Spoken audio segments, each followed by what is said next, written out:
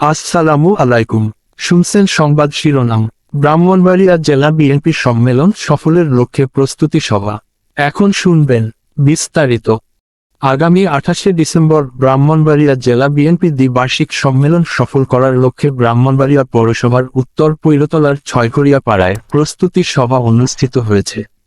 আজ বুধবার বিকালে পৈরতলার ছয়ঘরিয়া পাড়ায় ৬ নং ওয়ার্ড বিএনপি, যুবদল, স্বেচ্ছাসেবক দল, কৃষক দল ও ছাত্রদল ও এলাকাবাসীর উদ্যোগে এই প্রস্তুতি সভা অনুষ্ঠিত হয়েছে।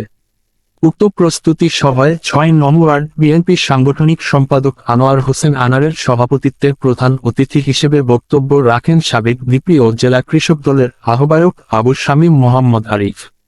ব্রাহ্মণবাড়িয়া পৌর স্বেচ্ছাসেবক দলের সদস্য সচিব ইয়াছিন বাবুর পরিচালনায় বক্তব্য রাখেন কেন্দ্রীয় যুবদল ও কুমিল্লা বিভাগীয় সহ সাংগঠনিক সম্পাদক ভিপি তাজুল ইসলাম তাজুল, জেলা যুবদলের সহ সাধারণ সম্পাদক মোহাম্মদ আশাব আহমেদ, জেলা ছাত্রদলের সদস্য সচিব সমীর চক্রবর্তী, জেলা যুবদলের কৃষি বিষয়ক সম্পাদক লুৎফর রহমান বাবু, জেলা যুবদলের সহ কৃষি বিষয়ক সম্পাদক মনির হোসেন রকি, সদর উপজেলা কৃষক দলের আহ্বায়ক ইমরান হোসেন রনি, সদর উপজেলা কৃষক দলের সদস্য সচিব মামুন, পৌর কৃষক দলের আহ্বায়ক কামাল মিয়া, পৌর স্বেচ্ছাসেবক দলের আহ্বায়ক সজিবুর রহমান সজীব, জেলা ছাত্রদলের দপ্তর সম্পাদক সাজিদুল হক সানি, জেলা ছাত্রদলের যুগ্ম আহ্বায়ক ইয়াসিন রাজ প্রমুখ।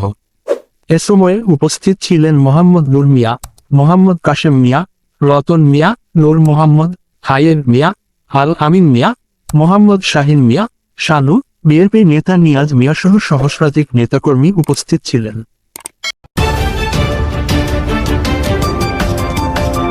ব্রাহ্মণবাড়িয়া 24.নিউজ।